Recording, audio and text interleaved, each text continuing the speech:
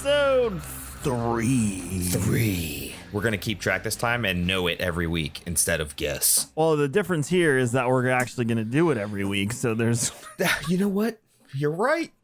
And when you're right, you're right. The only week that right now I have blocked off for no old-fashioned podcasts is the week between Christmas and New Year's. That's fair. So that is the only week you will not get a new episode. But that's because Rare Drop as a whole is just shut down for that week. We're just going to be running marathon reruns of all the shows. Yep. Cool. So that's pretty much it. Other than that, you should get an episode every week. But welcome to episode 3 of the Old Fashioned Podcast. He's Mike. I'm Kevin. This is a no guest episode because I like talking to just Mike sometimes. So yeah, deal with it. We're not. I have a list of guests. From jump, we're not going to have a guest every week. No, we're not. Deal with it every once in a while. Suck it up. Yeah. People said they enjoy docking, so here it is. It's an entire podcast dedicated to doc. I'd explain to Danielle what that meant, by the way. Oh no! Yeah. Oh no! Because one of the comments on Twitter was like, "Oh, it's like a docking episode podcast. It's great." She's like, "What does this mean?" I was like, well, "When two men love each other very much." Danielle Hoods. So yeah. But welcome. We don't have like a ton of topics. I got some stuff in front of me, but we'll just let it flow as always. As we speak, 19 minutes from this very moment of recording this, the latest trailer for Animaniacs on Hulu has dropped, and they make fun of anime in it. How dare they? Do you think it's actually going to be on par with OG Animaniacs? Like, it's hello, nurse. It's all the same people making it. It is literally the same exact crew, a lot of the same animators. It's the same voice actors. Are they going to hold true? Yeah, I think it's going to be completely on point. I think this is what we need to get us out of 2020 is something like the Animaniacs. I'm on board. I love it. And Pinky and the Brain. I love it. And Pinky and the Brain. Good. Because they are back too. The animation does look a little bit different, slightly, but I think it's just hand-drawn versus digital is the only major difference because they all look like they've been drawn the same exact way. Good. And they have like 2 decades of content to catch up on making fun of, so... Dude, exactly. They have all the material they could ever need. There is definitely a ogre Cyclops Donald Trump in this trailer too, so that makes me even more excited. That's hilarious. I hope this is the podcast that just doesn't, or the podcast, the animated show that just doesn't give a shit. I mean, but if you think back, they had Bill Clinton in their original one. He was in the opening crawl with the saxophone. Yakko packs away the snacks while Bill Clinton plays the sax. So you ever go back and watch these episodes? The old ones, they're great. Yeah. Oh my goodness. They're great. Way dirtier than you think. The only thing I didn't see that I think is missing is there's no Elmira. There's not? I haven't seen anything for Elmira, so I don't know if she made the cut. It might not be acceptable in 2020 to basically have a young child who tortures animals. So. Yeah, you're probably right. You're probably right. I'm gonna love you and squeeze you and kiss you forever and ever. So Animaniacs is what is the release date for it? Let's see. Let's click here and see if it says when it's actually coming out. Season 1 will consist of 13 episodes and will premiere on November 29th of 2020. Perfect. Oh, wow. Isn't that Thanksgiving weekend? That is Thanksgiving weekend, Sunday. Perfect. I'll be setting up Christmas decorations in my house if I haven't done it already because I'm losing it. What? As much of a Grinch as I am, I think I'm going to actually set it up before Thanksgiving. I might too. I need this. I feel like I need it this year. Yeah, I need that W, dude. Like I am full on board. Right after Halloween, I am on board for the Christmas train. 100%. I did. If you want to talk about some COVID stuff, we can talk about some COVID stuff. And since this is pre-recorded, nobody can interrupt us or tell us anything. I read a few things today. I read one thing that said that I'll start with the terrible news first. One of the leading scientists working on this it might be doctors or scientists, I'm not sure, in the UK is basically saying that COVID will be an endemic just like the flu. Now, he's the only person that I've heard say this. I've heard everyone say it's going to stay pandemic, which means it can be eradicated. Endemic is the flu, which means it morphs and changes every season. Yeah, I thought I remember hearing someone say, yeah, there's a good possibility that this is something like the flu, that we will forever be around. The possibility we just is have there. This now. The possibility is there. But right now it's still considered pandemic. It's not endemic, which is good for us as a civilization.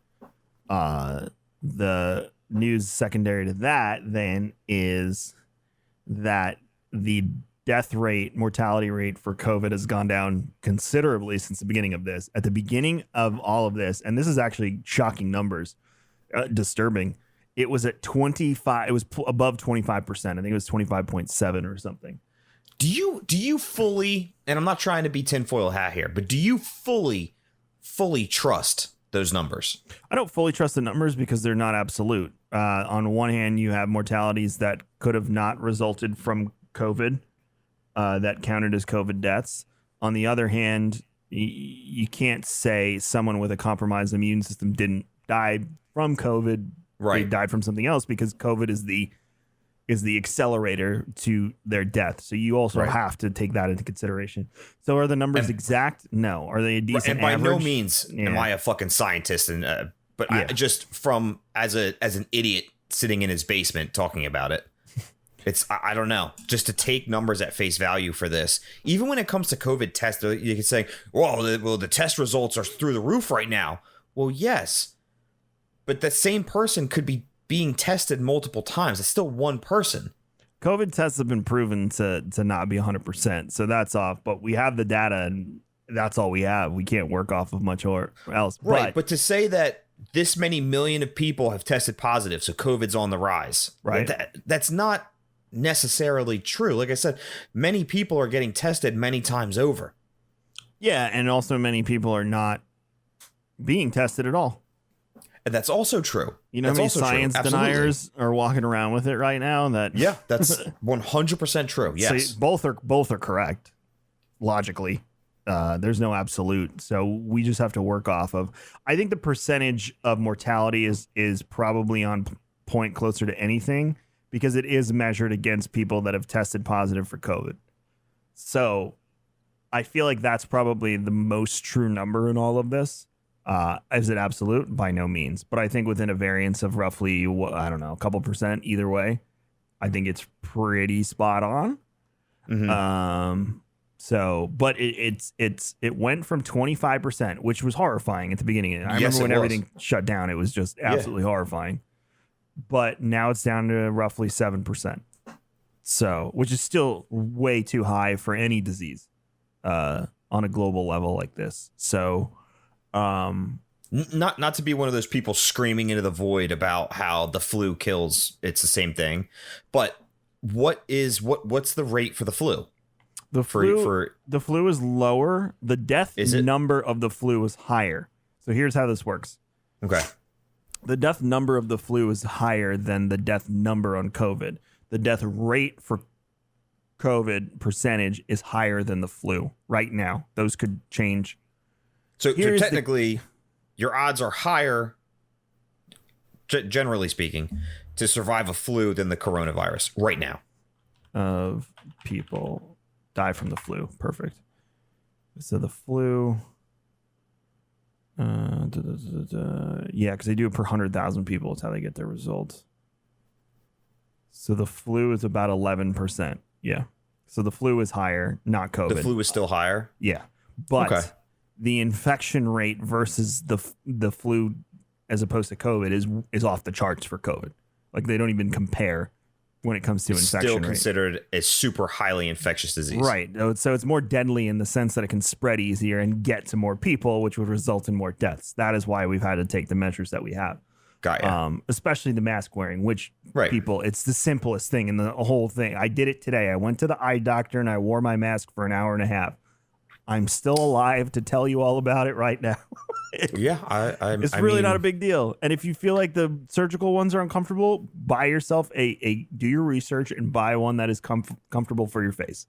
I have several cloth masks with the, they're not the greatest. They do have the N95 insert. Like I can put like a little N95 filter inside the mask, and I have a couple of them because, I don't want breathing in mold. It's something else you have to consider. So when you get a cloth one, you have to wash it regularly. Yeah. And then, the filters only last so long and you got to swap them out. But I have a few of them I keep in my truck and everywhere else. A couple places don't allow N95s because you're recirculating the air back out. So if you actually, if it hits your mask, you're just basically blowing it back out with the N95. Yeah. So a lot of places don't actually even allow you to use the N95 because the mask is in all reality, though, if there's cloth in between, it's just as good as those people walking around wearing bandanas on their face. Right. I agree with that. I mean, if you're going to tell people they can't wear N95 in, but you're going to allow people wearing bandanas, come on, get the fuck out of here. Get the fuck out of here. No, you're not allowed to wear the absolute scientifically proven better mask for you personally. You're not allowed to wear that in here. I don't think bro with the bandana on your face, you're good, man. I don't think people are fully enforcing it anyway. I just read something about some places saying no to N95. Fucking A. It recirculates it through the air. I also think you're talking about such a rare occasion where where an infection would come from a recirculated piece of air from an N95. Yeah, I mean, have they even nailed it fucking down yet? Do they even know how it spread for sure? They keep changing their minds. Yeah, I mean, like the basic tenet of how it's spread is so set. Basically how the flu spread, exact same way, right? Well, the molecules in COVID they're smaller, so they're easier to spread than the flu. Right, but the idea of how it spread is generally the same. Yeah, it's through it's not bodily fluid. It's whatever's in your mouth, that fluid. Yeah, because it's not your sweat. It's not anything like that. It's literally it's not saliva either. I can't remember what the word is. To be honest with you, dude, because I started to feel like I was having a cold come on the other day. Yeah. And I know it was a cold because I used my voodoo magic to get rid of it in like 12 hours. It was awesome. You kill a beheaded chicken in the woods with a... No, I use that Oompa stuff that everyone tells me I'm a fucking idiot for doing, but it's amazing. So I'm telling you. A chicken in the woods. Got it. Yes. But dude, legit, as I was feeling I'm sorry, crappy. It's 3.4% for the flu, so it's less. Sorry. So COVID's higher. COVID's at 7% currently. 7%. Okay, yeah. Double. It's even feeling like I had a cold type symptoms.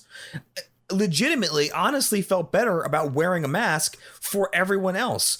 It, like my family included. I generally don't feel good right now. It's probably a good idea to actually put this mask thing into practice at home so I don't give my wife a cold. I think you're going to see an entire culture shift with masks. I don't think I'm okay. Like I'm not doesn't bother me at all. Against the mask thing because the mask isn't for you. It's for them. Exactly. Like, I don't know. Maybe it's just I don't want to judge people who are not like, I'm not saying you're not a considerate person if you don't want to wear a mask, but I don't know. Just for me, it's like, if it's a small thing I can do to make somebody else feel better. And at the same time, like, it's like, how would you want a stranger to treat your mother? You wanted to treat her nice, right? So in my mind, I just kind of apply the same deal. Wear a mask because I could be walking around someone's mom and they would want, they'd feel better about somebody treating their family nice. I don't know. Is that weird? No. Maybe in 2020, that is weird. No, that's not weird at all. That's actually what a lot of people are saying. Like, why didn't we wear masks before? Because a lot of Asian countries do. There's got to be credence to this whole, and I'm not saying like herd mentality is the way to go. But it's not. It doesn't work with COVID. That's been proven. But there's got to be something, like, while we're blocking COVID out, there's got to be stuff that we're also not presenting to our bodies that we're not building up immunities to as well, right? Well, I mean, there's got to be the pros are there, but there's got to be cons. Well, the doctor told me that no one's coming in with the common cold and whatnot right now because no one's getting sick because everyone's either staying home or, the transfer of germs is being limited through the number of social distancing things at restaurants. So in 2 years, will the common cold be deadly? No. Everything I've read says no. But I guess we'll find out. Yeah, I mean, I'm going off what I read online, which you got to take with a grain of salt. There has to be a balance. Like there's got to be a balance. There's absolute pros to wearing the mask, but there has to be some like something negative has to come from it, right? I don't know. I mean, in life, that you don't just walk around with pros left and right. There's drawbacks to everything. There's a give and take. I don't know how much the mask would affect us because, again, Asian culture, that's pretty commonplace that if you're sick, you go out with a mask. And that's true. That, I would walk around New York City, you'd see people wearing masks because they weren't from here. And that was, the culture was a little bit more respectful of that. That's very where true. They were from. So, my buddy does a lot of traveling and he was Japan primarily. Hold all weeb jokes. He loves going over there. He said, dude, you cannot imagine the level of respect they have, not only for each other, but just their system in general. Their public transit is fucking immaculate. Yeah. Immaculate. Yeah. Because they have respect for something that they're using. And so the Disney's process for protection against this is very interesting. And again, people flamed the theme parks for opening up, and like if cases have been traced back to theme parks, they're in the single digits because I haven't heard anything. And I've done my research on this. Disney's like made a video of how they're cleaning everything, and the lines, like, people are legit 6 feet apart on the line, so they have stickers marking every ride. Every other seat is taken. So your party sits in a seat. There's either a row or a couple seats in between you and the people that you're with. And Good then after each ride, there's a dude with a mask, like the face shield, wiping down and spraying the ride immediately when it comes through. Right. They're not raising their capacity, even though Florida's lifted the restrictions. They said we probably will be at 25% for at least the remainder of the year.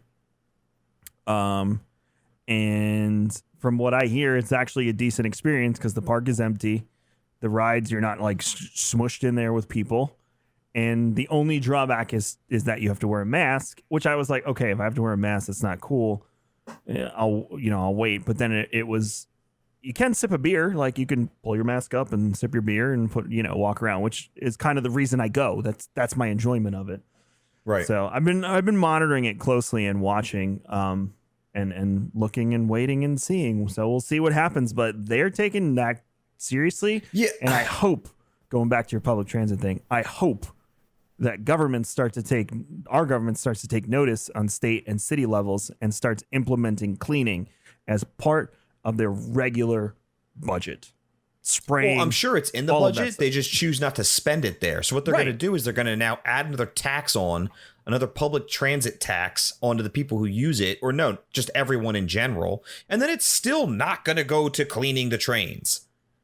These fucking scumbags are just going to keep pulling money. It's never actually going to go where it needs to go, which is the sad part.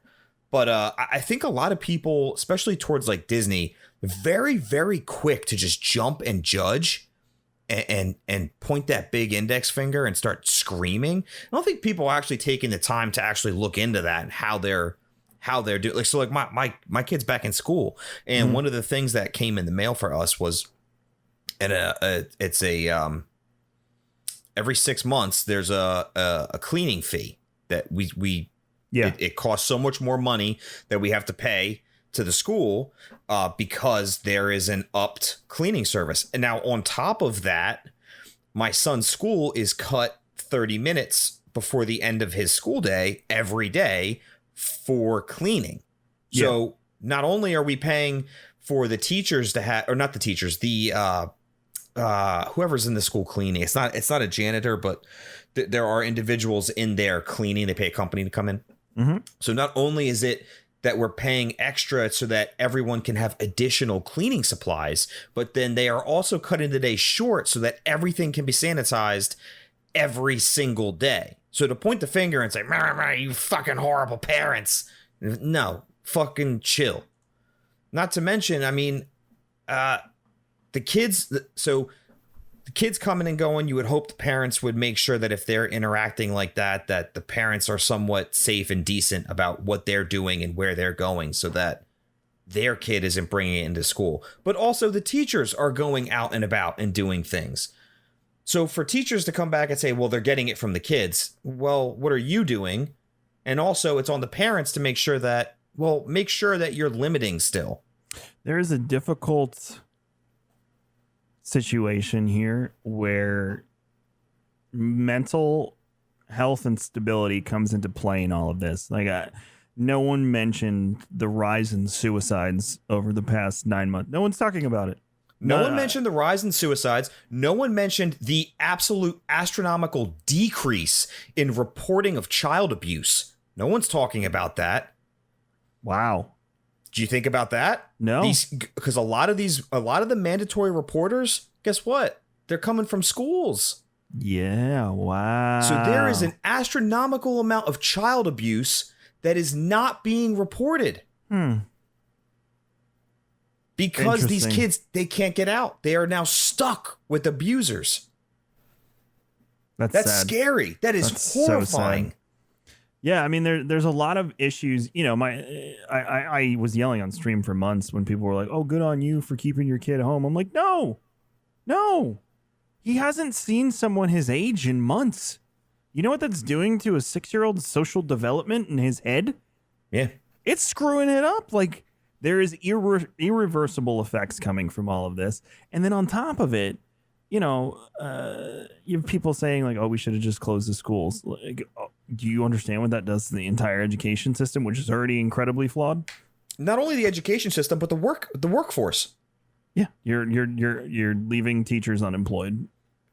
Yeah, and janitors, like you said, and people. If anything, keeping things open to an extent and doing it safely, like that is my big thing. As long as you're doing opening safely, it's a whole other issue. And so everything across the board is pretty much decreased in size, right? So everything is smaller. Classroom size is smaller. You're not packing them in like sardines like you were pre-COVID. So everything is, you know, social distancing in mind and everything. And I have a buddy who works at a university here.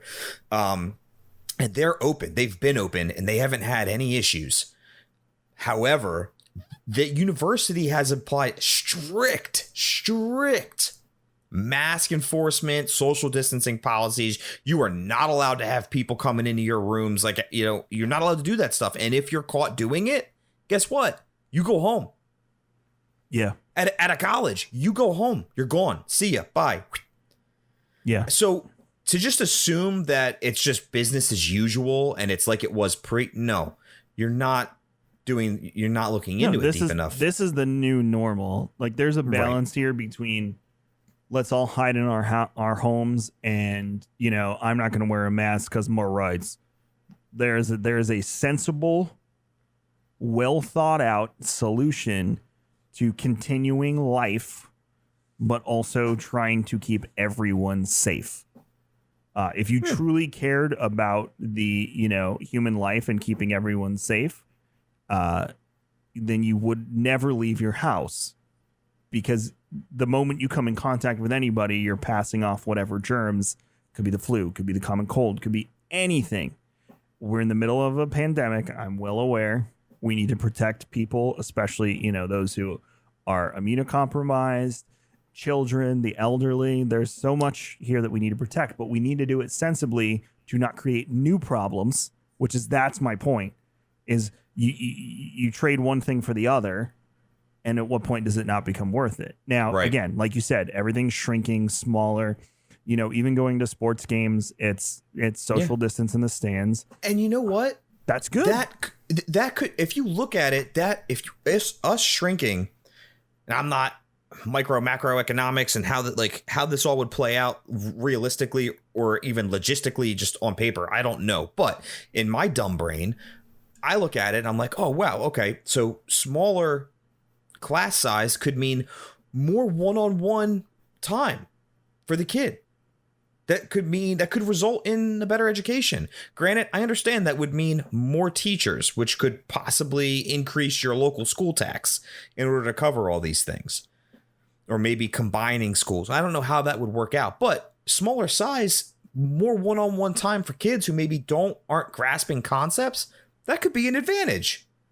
It's people don't want to. Some people want extreme change, and some people don't want to give up the status quo. And you have to meet in the middle of, we need to alter the way we've done life, like you're describing with school, but we also don't need to reprogram every single thing and like completely destroys people's sensibilities of what's normal and okay.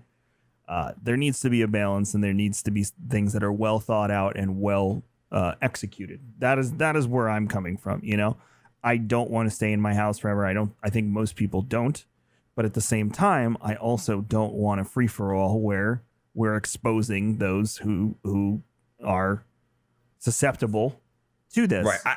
I don't think flipping a switch and just saying, okay, we're going back to pre-March. Yeah. That's not going to work. I don't think that's the smart way to do it. But like, I don't think remaining sitting in your house that's just not realistic. It may work for some people. A smaller percentage might be able to do that and make that work. Me personally, I can't. I can't make that work. That's not something that works for us. Mm-hmm. And so there needs to be other options. Yeah. I mean, we've saw what just closing down the world did to the financial situation of the world for 3 months. The effects of that will last us 20 years easily, if not longer. I was talking to someone that works in the medical field, and because they were shut down, because they were not allowing elective surgeries, mm-hmm. it set them back 2 years. Yeah, I read that too. 2 years it set them back. That one company, 2 years they made drastic cuts across the board. Speaking of the medical field and the doctor's office and whatnot, one of the changes that I hope stays, and my wife agrees, is why do we have to sit in those waiting rooms with all the sick people? Yeah. So why not do the thing, which is what Hunter's doctor does now, where they text me when it's time to come in? That's nice. What's wrong with that? Nothing. That's nice. I would love to do that, not in a pandemic. How many times do you think that office, they came out with even a Lysol wipe and just wiped down the doorknobs and the the arms of the chairs? Not enough. Never. And people sneezed in their gross little hands, grabbing shit. So that never happened pre. That's actually a good change that should be implemented. They can get all savvy with it and start fucking making apps and shit. You can customize your notification alert that you're coming in. You know what I mean? I read an article yesterday, speaking of apps for it, that some dude basically started a company, joined with an accelerator down here. And the app was basically, it was kind of for that, not 100%, but it was more communication, before a doctor's appointment. So it's on that level, but it's reminding me of the story. The guy got $700,000 of capital investment, and he spent $400,000 of it on hookers, strippers, and drugs. Oh my God. So his minority stake partners are suing him. I sent it to Pete, and I was like, hey, bud, we're doing the CEO thing really wrong. Wow. Going out with a bang. Literally. He says, fuck it. One of the hookers is ending. One of the hookers cost $14,000. What? They had What? There's no way that guy lasted long enough to even make half of that worth the money. Thank you. That was my immediate thought. There is no way he even has the stamina to make it an hour. I love my wife. She's a superstar in the bedroom, but I don't think either of us would say that there has been a night of pleasure that it's been worth $14,000. I could ask my wife the same thing. I can guarantee you she would say no. Because immediately both of them, because Allie and Danielle are very similar, would be like, do you know what I could buy with $14,000? $14,000. Do you know what we could do to our home for $14,000? We could finish the yard, which is more important to them than How sex. do you even go about advertising? Don't know. As an escort for $14,000. I have never gotten into that, and I don't think I will. I just want to know what goes through your head to the point where you're like, I'm going to spend 14 grand of company money on this woman and nobody's going to notice. Write it off. It's an expense. My accountant's like, what is this $1,200 expense you have here? What? I'm like, that's when I took a bunch of colleagues out for dinner. Oh, okay. It's a business meeting. Leave me alone. Then they look at me funny, like $1,200 on dinner. I'm like, it's right there. It's in the statement. Like, look. Oh my God, dude. Yeah. So it's just hilarious to me that he dropped 14K on a hooker and it was like, no one's going to notice. Yeah. How do you think you're getting away with that? Also, if that woman is making 14K at night, God bless her. Good for her. She probably works. You could work once a month. Good for her. Once a month. Think about that. Holy shit. Once a month. Hold on. Let me do some quick. I want to know what this network looks like. Who's the guy at the top? If she's making 14 grand a pop, what is the guy at the top or the individual at the top making? I would hope she's self-employed at that point. Well, Scott, well, then how are you marketing where are you marketing yourself for 14K? If she, all right, let's say this has got to be an org. Like, this is an organization, 100%. There is 14K is $168,000 if you do it once a month. Once a month is $168,000. Let's say she gives 10%. No, I would say probably like 25 is probably more. And there ain't no taxes getting taken out. You don't know that. She could be a legit escort where sex is implied, not guaranteed, and then it's legal. Where was this at? Do you know what state? It was right here in Tampa. No. Yeah. No state income tax, please. Local girl. All right. Even if they take 25%, she's still left with $126,000. And then at the rough tax rate for that bracket, I'm completely estimating. So we're going to take off minus 23,000. She's still coming home with $103,000 once a month. Once a month. Once a month. Once a month. Maybe I should sell my body for 14K a night. Wow. Why not? You do it twice a month, you double it. Wow. You rethinking your life? I might have to. Where the fuck was that in school? They didn't teach me that subject. What the shit? Teachers over here yelling at me about not having calculators in my pockets, and that was available the whole time? Fuck your calculators. It was more prevalent back then, too. Holy shit. Think about it. It was way more prevalent. 90s were wild, dude. The 90s were, speaking of 90s, I was watching the original Goosebumps the other night. Does it hold up? No. It's horrible. Which episode I still watch it, though. Which episode did you watch? Like the OG, like the fucking Halloween mask one, where like the mask starts sticking to her face. Yes, she becomes him. Yes, I remember that. I still Are You Afraid of the Dark was my jam. Oh, absolutely 100. That was all. So Are You Afraid of the Dark came first. I believe Are You Afraid was early 90s and Goosebumps was late 90s, right? Probably. I just remember Zebo the Clown from Are You Afraid of the Dark? Oh no, maybe. Oh no. Yeah.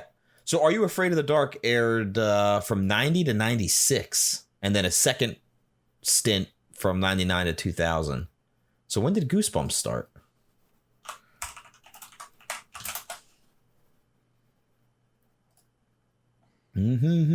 Also, Quicksilver was scary. Now I'm Googling it to see. Oh, of course, it gives me the... Yeah, that Quicksilver. Man, that Quicksilver. Now he just looks like Uncle Fester. It doesn't look as scary as it did back in the day. Yeah. Yep. So Goosebumps aired mid 90s. So 95 to 98. Wow. So just the 90s was that era for scary horror. TV shows. There's the Tale of Quicksilver. They're trying to sell me a mask that says the Tale of Quicksilver on it. Okay. Sounds good. Probably not. But I think the daddy of all that started it was Tales of the Crypt. Tales from the Crypt. Tales from the Crypt aired. Tales from the Crypt. I never really watched that because it was HBO. We didn't have HBO growing up. Plus, if my mom ever called me, she would have killed me. 89 to 96. But yeah, I remember. Which started as a comic book, right? An old comic book. It started as a comic book, and then it made its way to TV, and then horribly tripped over itself in film. Apparently, they're still making them too. Really? Wait, films? No, the Tales from the Crypt comic books. Are they really? There's a current? According to this, it says this one came out, unless I'm reading it wrong, it says it came out in 2017. Tales from the Crypt comics. So trying to reboot it. I don't know how successful it would be today. The comics started in the late 1940s. Yep, boom. Nailed it. Yeah, late 1940s. I mean, that's the comics back in the day. That's where they were getting out what we put in movies and television shows in the past 2 decades. That's where all that risque stuff was, if you will. Yeah, that was that's where the no rules applied. But yeah, because that's also when they made the I forget what it is. It's stamped on all the old Marvel comics. It was like the World Comic Book Association or something. Yeah, whatever guiding body decided to take over and say what's okay and what's not okay. Yeah, and then it had to be rated for comic books. Yeah, that's when it died. But that's when it came over to the TV. Because they weren't selling, because they couldn't there's no way that they could fall in line with the rules and still sell the product. Yeah. Wow, they made a lot of them. This is crazy. It's pretty cool. I like the artwork on the covers of them too. That's fun. Was that what was the original anthology? Well, I guess short stories were like Edgar Allan Poe. For stories, original horror movie, I believe was Nosferatu is probably the first one. Yeah, but that wasn't like an anthology. That was just a... No. But the whole idea of an anthology, I guess, would be like collection of short stories, such as Edgar Allan Poe's shit and stuff. Yeah, Twilight Zone, Black Mirror. Yeah. Nosferatu's scary if you go back and watch it even today. Nosferatu is scary. What was that other one? Bram Stoker's Dracula. That is mega dark. The old one? Which one? Yes. 92? That is dark. The one with what's his name? My favorite actor ever. Freaking what the hell's his name? Did you ever watch it? Yeah, the 92 one?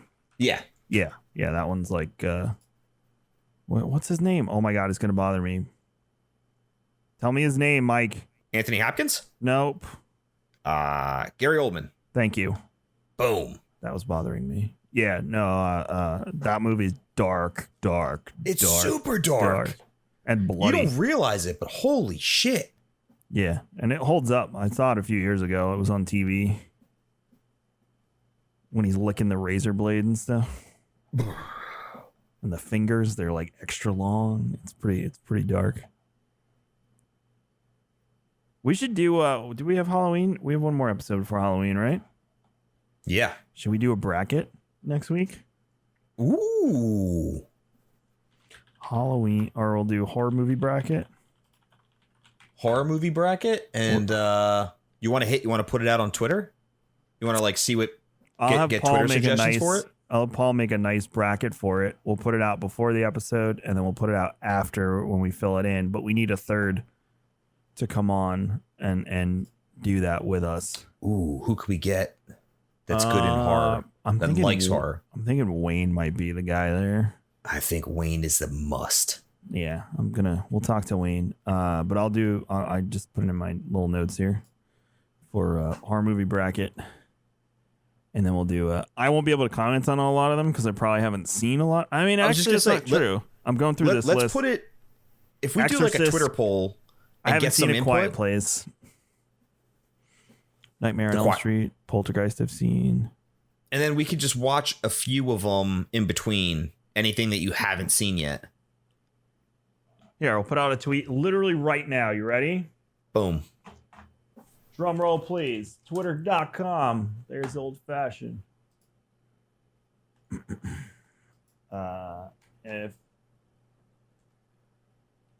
If we are creating a horror movie knockout bracket, even though we have done that, haven't we? What movies need? I love he speaks as he types. Be on there 100%. Is that how you want to phrase that? If we are creating a horror movie knockout bracket, what movies need to be on there 100%? Yes. Did we do a horror one with WRS? I don't know.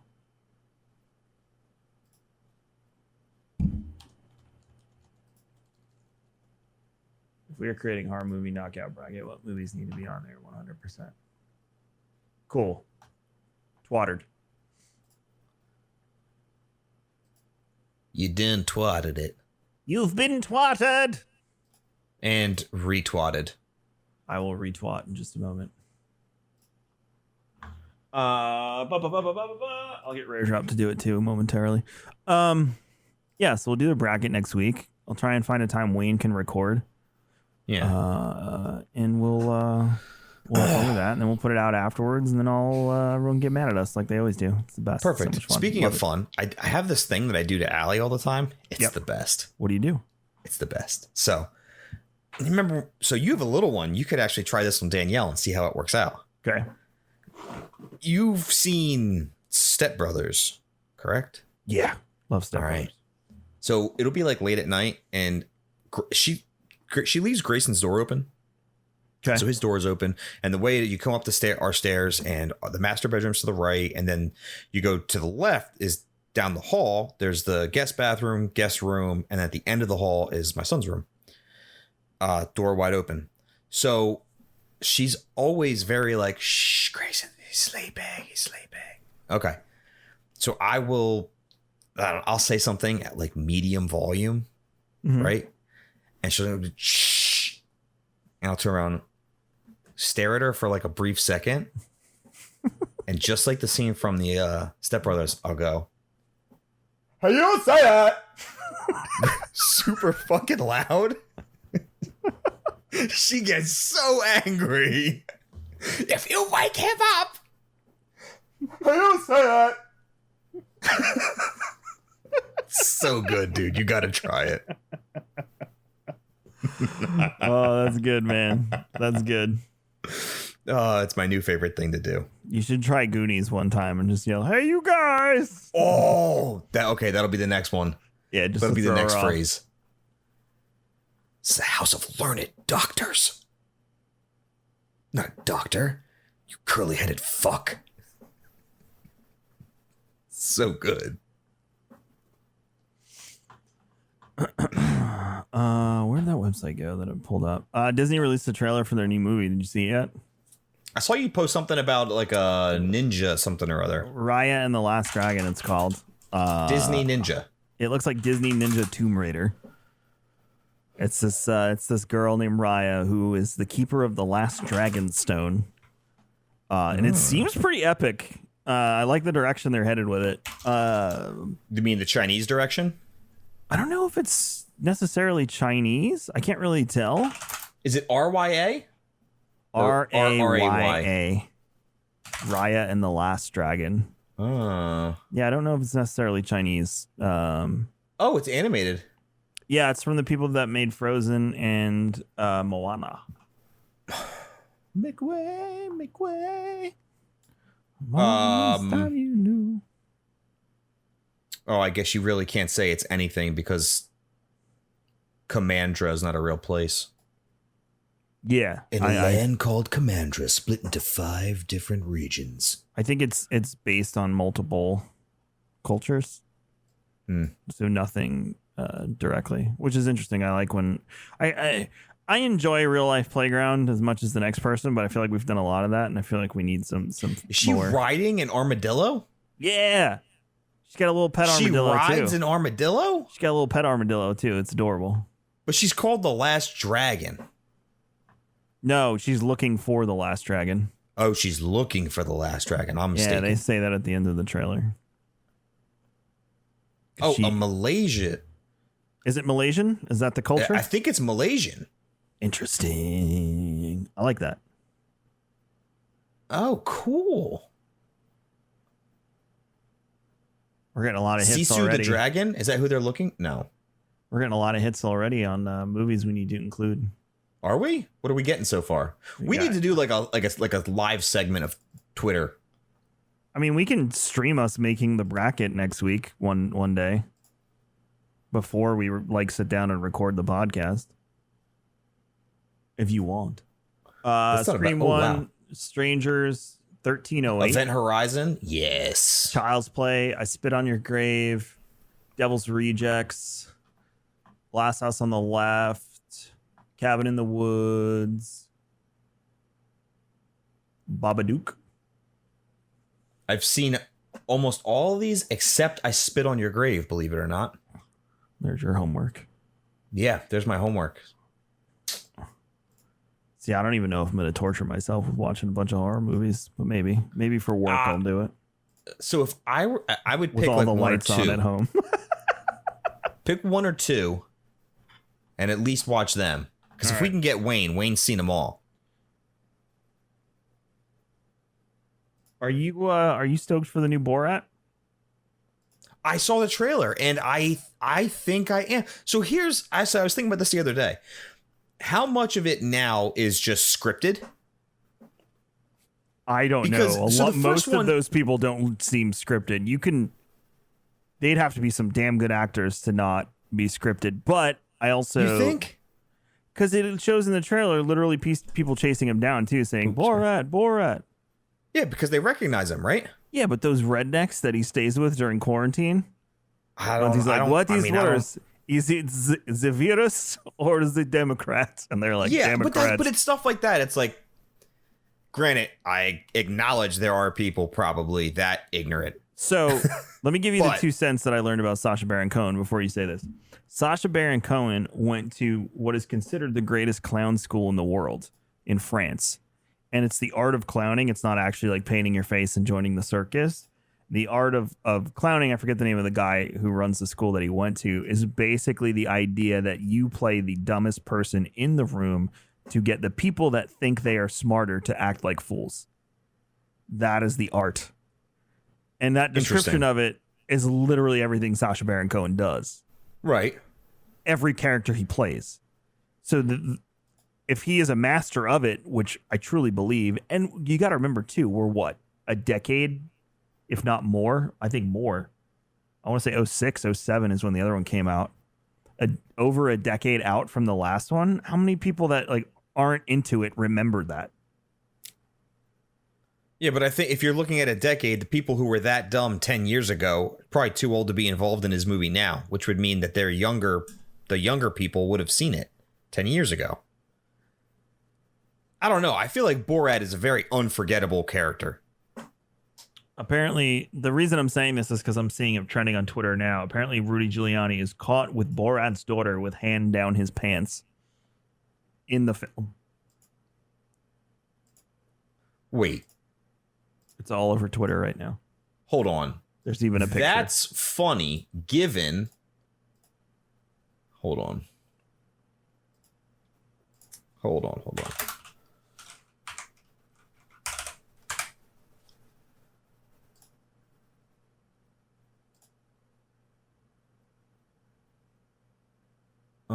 And we can't show pictures because as I'm reading stuff, it's unlawful dissemination to show the pictures. Allowed to discuss it, obviously. Shit. Maybe it was on.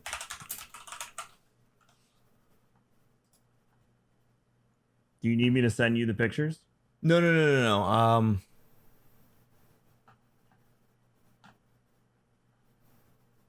Where the fuck did I just see? Here, I'll drop it in the WRS, the old WRS chat. There you go. Anyway, so yeah, I don't think this movie is scripted. I really don't. I feel like I can tell when someone's completely being manipulated, and he seems to be very, very, very, very good at that. I can't find what I thought I was looking at. I thought I saw something about Giuliani coming out against Biden for something. Oh, the Hunter Biden, the laptop stuff. Something like that. It's just funny that all of a sudden now Giuliani's being discredited essentially in the Borat movie. Normally I would say, yeah, there's probably something interesting there, but I mean, the movie's been scheduled for months to come out on this date on Amazon. Yeah. Pete just said, "Is this real life?" when I sent it to the chat. Man, all these people, dude, fucking dirty. They're all dirty. What else is going on? Let's see. Oh, can we talk about how infectious I am? What'd you do now? I am ruining World of Warcraft. Did you get the mount? What mount? The Headless Horseman mount? Because I'll kill Not you. Yet. I have legitimately everything else has dropped for me. I still have half my characters to run through today, though, so I'll let you know. I only got half. I got 4 or 5 characters through today. I'll be so mad. If it drops, I'll let you know. I got the helmet and the sword and the rings. Those are and high. The pet. Those are high. Yeah. The pet? What's the pet? The Sinister There's a pumpkin thing? pet that runs around. Yeah, I have. I've had that for years. Unless they change it every year, but I doubt it. Poor Rob. Poor Rob. Why don't you tell everyone about that and take them down last night's train? I started rubbing it in, and then I felt, when he truly unsubbed, I felt bad. Just tell them what happened. So, I'm laughing. If you're not aware, Final Fantasy, or excuse me, World of Warcraft. Oh, sorry. That was a Freudian slip. Sorry. I mean, one could excuse me for confusing the two at this point. At this point, yeah. At this point. So, all I can assume is that WoW took a deep look at itself, said, we are no longer the dominant MMO. We need to be more like Final Fantasy 14. So what did they do? They started implementing a lot of 14 things, including fairies, which, mind you, I got absolutely flamed on when the fairies came out in Final Fantasy 14. And credit where credit is due, Rob had almost the exact response as I did. I can't defend this. And he didn't. Instead, he screenshotted himself unsubbing. Yes. I have to give credit to the man. 100%. Respect, Rob. But respect. Later that evening when I said, "So you're done?" he said, "Probably not. I'll probably just resub on Thursday." I think he was resubbed early this morning. Well, it had an end date. Nonetheless. He did it. He did do it. He did it. He did it. So WoW implemented your choice of $77 or for the low price of $20 can have your very own special fairy outfit in the World of Warcraft, which is super 14-like. Part of me wants to reach out and see if we can't get some funds together to donate it to him. I was saying I was going to gift it to him, but I forgot you can't really do that with that game. I wish I could. You can't gift it? Yes, you can. Can I gift it to him? I'm pulling up Battle.net right now. We better be able to gift it to him. I haven't tried to buy anything for anyone in that game in many years. If we do it, it has to be done before this goes out because Rob apparently listens to the show. He's the only one. He basically listens to it and then sends us his list of corrections and complaints. Damn it, Rob, I love you. We need to revive WRS again. And then we're like, Rob, you never wanted to do it. But I like his style. Yeah. He's Fairy our wings. biggest fan. Okay, here we go. You got it? No, I just want the wings. Don't get this shit out of here. 6 months. I'll buy it for him from my WRS money that was allocated to each of us equally. Hey, do you have an XLR cable suggestion? I have a bunch, but they are busted to fuck sitting on top of my speakers. Ask Dave. Dave will tell you which one to get. He told me the brand and stuff, and they're amazing compared to the other ones I have. You can 100% gift it for $20. I'll freaking gift it to him. I don't care. The problem is he's never going to wear it. No, you're absolutely right. He might not even open the gift. So it would literally just be me giving Blizzard $20 for no reason. That's also true. Yeah, there's got to be some way we can make him wear them in game and get screenshots. Oh, if he does, I'm screenshotting the shit out of it. Yeah, but how? I can tell you this much right now: if it was me, and like the 14 equivalent was gifted to me, I would not wear it.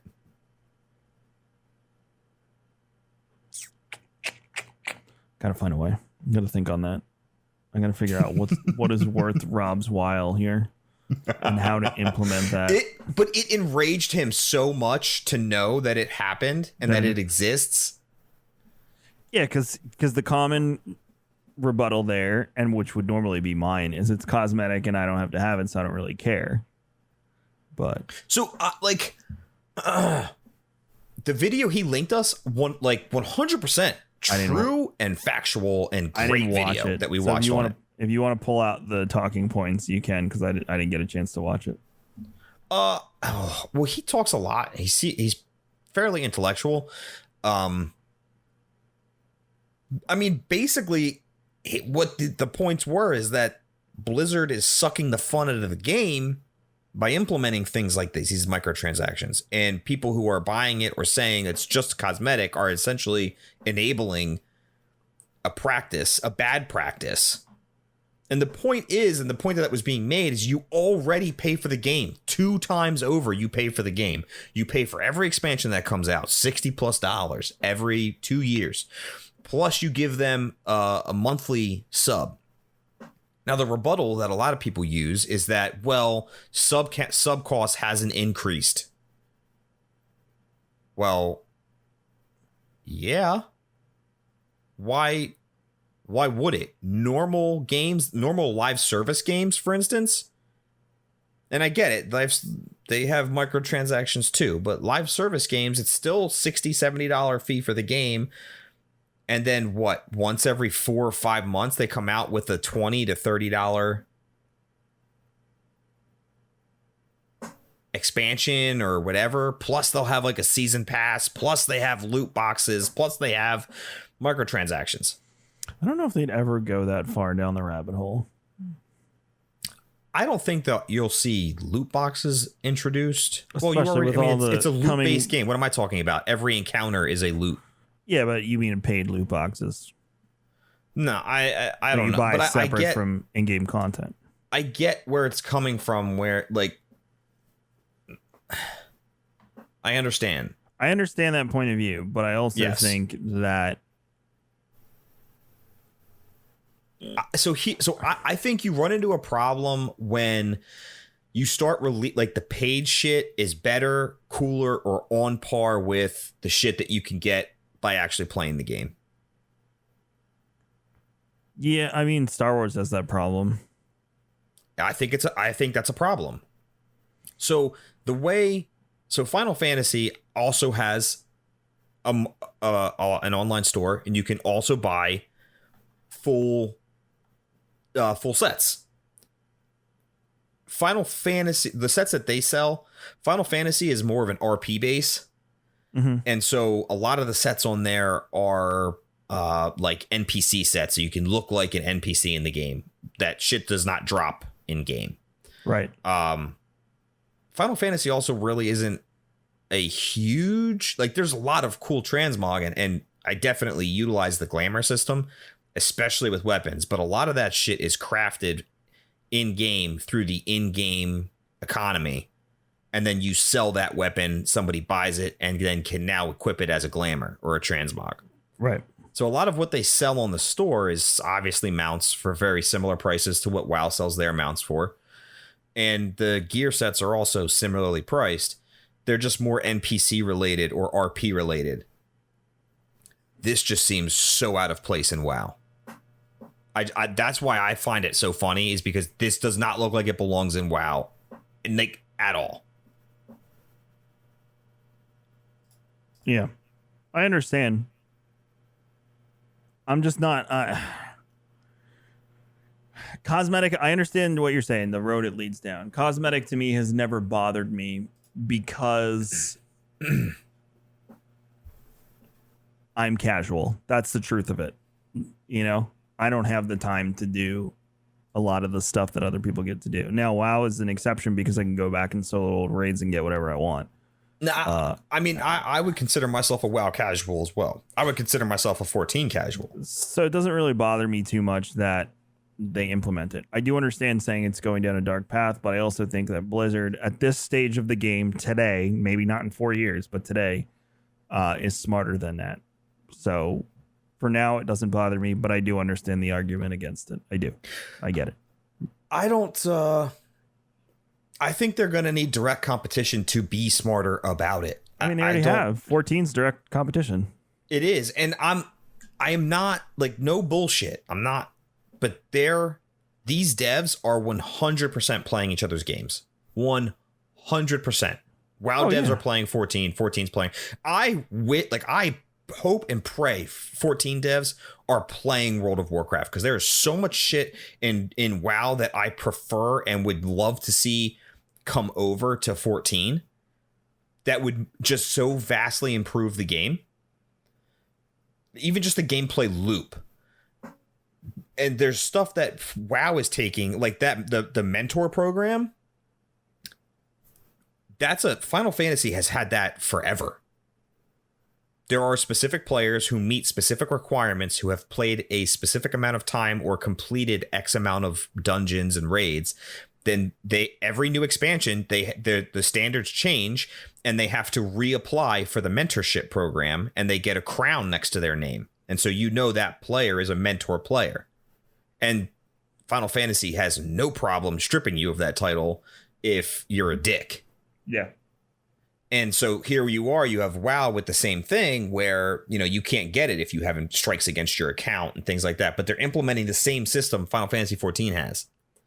The tower system, while that's not an exclusively 14 thing, that's a deep dungeon or a dungeon crawler idea. Final Fantasy has 2 iterations of it already. Granted, I think WoW looked at that, saw that. They did some changes. I don't like some of the changes that WoW has made to it with the way that they have the progression. I would have loved to seen an alternate route of progression for alts and shit. It's like 14, you gain XP, and you keep a percentage of XP you gain inside the dungeon or the tower outside.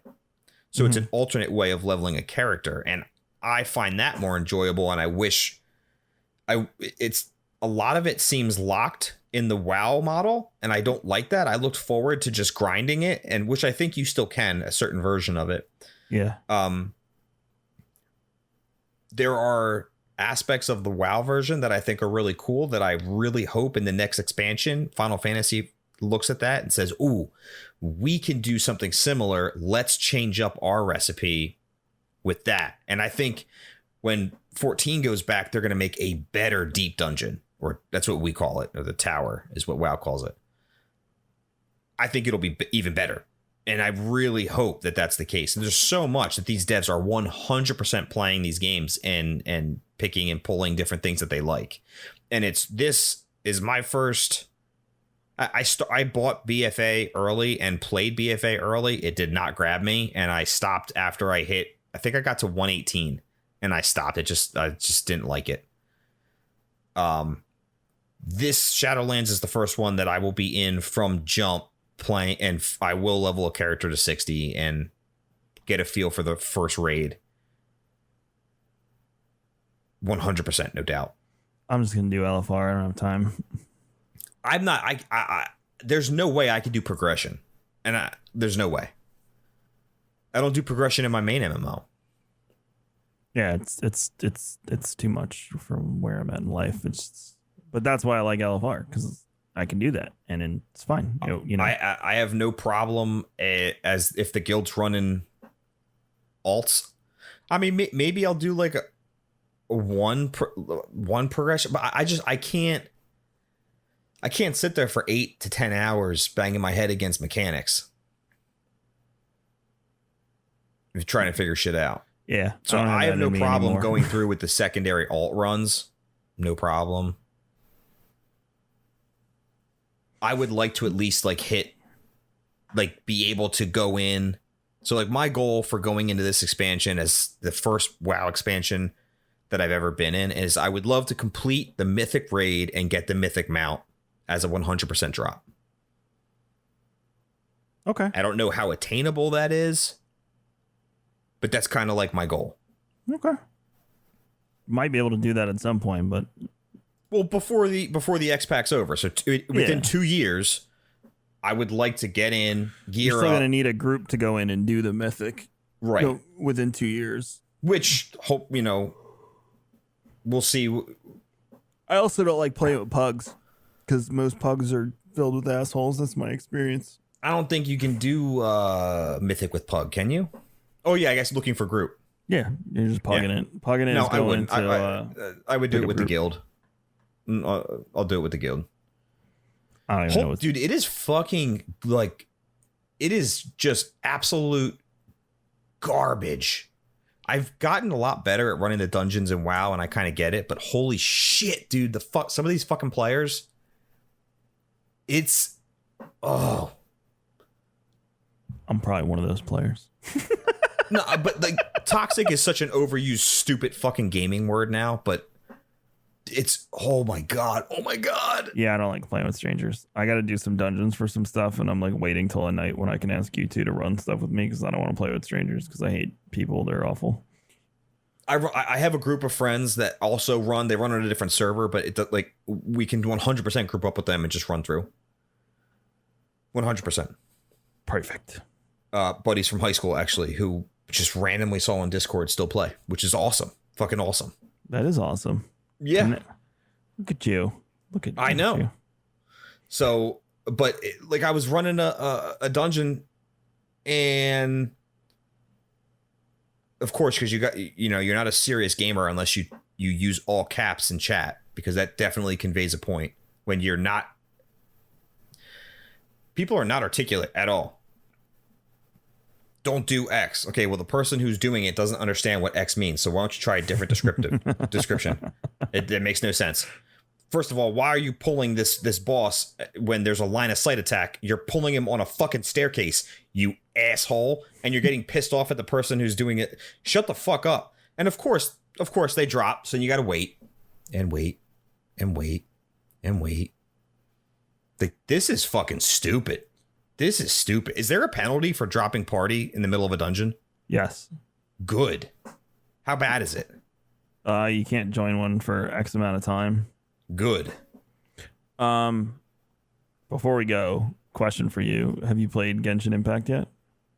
I have. And ask me if I got Lisa. I don't know what that means, but Mike, did you get Lisa? I fucking did. So you're all about Genshin Impact now? I got Lisa and then I stopped. Oh, okay. So you fulfilled Tim's dream and then you're good? Well, let me tell you this. Whoever said lava tits. That was Tim. 100% accurate. 100% accurate. No, it's not bad. It looks gorgeous on mobile. I did download it on my computer. Game? It's a great toilet game. Okay. It plays way better, as I have it on the PC as well. Plays way better on PC. I am just so utterly consumed right now by WoW and 14 that I can't pull myself away to play anything else. I can't see myself going in and putting time into that game when I'm like, wow, I have 8 characters right now that I have to run through to get this whatever fucking mount that I'm farming at that whatever. I don't know why, but I am wholly consumed by that right now. Okay. But I got Lisa. He got Lisa. That's all that matters. Big ass 5-star sword too. I don't know how rare that is, but it looks pretty cool. I have no characters that can use it yet, but it looks cool. On that note, it is time for Mike and I to say goodbye. Thank you for listening to the show or watching, depending on where you're consuming this. But we'll be back for episode 4, which is apparently going to be this horror bracket. So we're going to get to work on that. See when Wayne can record with us next week and get you an episode. Again, if you want to check out the other episodes or any of the other content, you just pop over to raredrop.co and click the button that says the Old Fashioned Podcast. Or you can follow us on Twitter at Old Fashioned Pod or on Twitch at Old Fashioned Podcast. That's right. Twitch is back. YouTube, we're Old Fashioned Podcast there too. Cool. Go to kingscoastcoffee.com and buy some good stuff. The Dia de los Muertos is out, but by the time you hear this, it might be gone. Have a great week, and we will talk to you for episode 4 when we go through this horror bracket. And once we settle on some of these movies, I will do my best to make sure that I've seen as many as possible, despite the fact that I don't watch horror movies. Have a good one. Bye-bye.